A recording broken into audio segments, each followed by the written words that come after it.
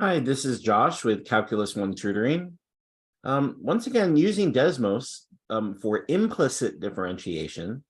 Here's an example to help students understand the concept of the first derivative of a relation on the xy coordinate plane. Here I've drawn a circle, x squared plus y squared equals r squared, and the radius is currently set to 1. What I can do is I can make the circle with the slider so that here I can make the circle as large as radius 4 or scale it down to a radius of 1 using the slider. Here I'll leave it at its maximum for this demonstration. And the next thing I want to do is I want to have a floating point that goes around the circle that we'll track to see the first derivative as it changes. To animate this, I'll plot the point along the circle parametrically with xy, x being r cosine theta, and y being r sine theta, which theta will be represented as angle A, from 0 to 2 pi radians. So since I'm multiplying it by 4, like in polar coordinates, you can see that it'll scale and it'll go around the circle quite nicely. And even if I change the slider, the animator will keep going as it tours around from 0 radians to 2 pi radians, doing a full 360-degree turn. Since I want to demonstrate the tangent line along the curve as it's changing, what I'll then do is I'll track that point with a work circle. And here I'll make the work circle this red circle, which is half the radius of the construction. Since I want the tangent line, I will then have to do the first derivative, but it's not a function where I can just use the standard rules for a first derivative. I have to use implicit differentiation. So then I'd have, using the power rule, 2x dx dx plus 2y dy dx equals 0 if I differentiate with respect to the x-axis. Then solving for dy dx, we get negative x upon y. But you should know that since we coded it parametrically, well, x is r cosine A and y is r sine A, so we get negative r cosine A over r sine A, which is the negative cotangent. So that will be the slope of the line as it goes around the circle. It will be negative cotangent A. The difficulty here then is to figure out, well, since we want the line to be in lockstep with the point, well, certainly we know that we can choose the x value since we differentiated with respect to x implicitly. But then what would be the y-intercept? Well, the y-intercept would have to be along the tangent line, since we're using slope-intercept form here for this blue line, well, our cosecant A. And that is because of our knowledge from Algebra 2. If we go back to Algebra 2, we can see that using the Pythagorean identities, we have for a circle, say of radius 1, cosine x squared, or cosine, in this case, angle theta squared plus sine theta, it will equal 1. So this circle has a radius of 4, so we would scale it up, that would be r. But the important thing to remember from the rules of the identity is that if you divide each term here by the sine of theta squared, then cosine over sine is the cotangent.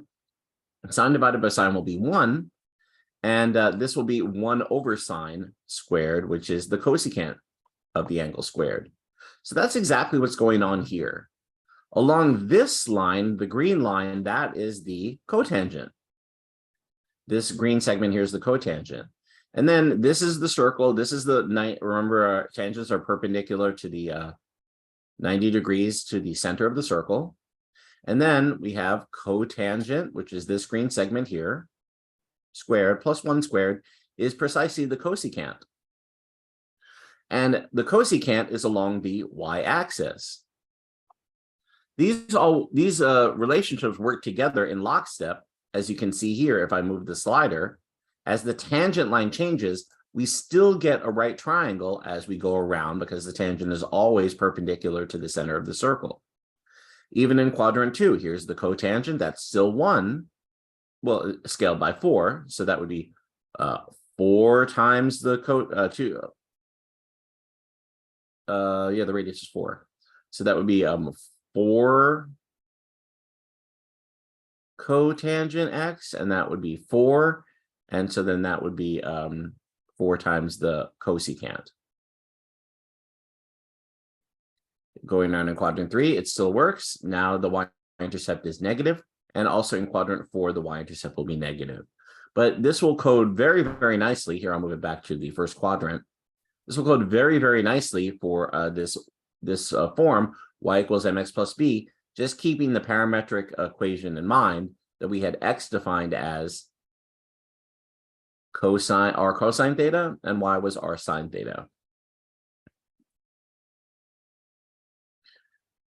So now we have this working circle, and we have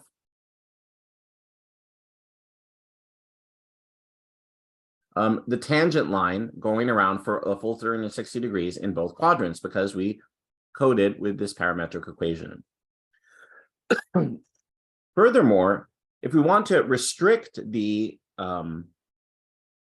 tangent line so that it doesn't go, isn't distracting and isn't along the entire length of the screen, what we can do is use the diameter of the work circle as it goes around.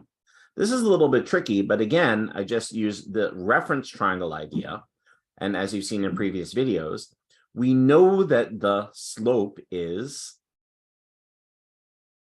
the negative cotangent of A. So we set that as delta y, and we set delta x equal to 1. And then we're using the Pythagorean theorem, 1 squared plus negative cotangent A squared will be the square of the hypotenuse. So the square root of that will be this segment from the red line to the edge here, this radius. We want to scale it because we're doing it with respect to x. So divide everything by the square root, and the delta x will be 1 over the square root of 1 squared plus negative cotangent A squared. But remember that I set this up in lockstep so that there's a green circle that's half the size of the red circle.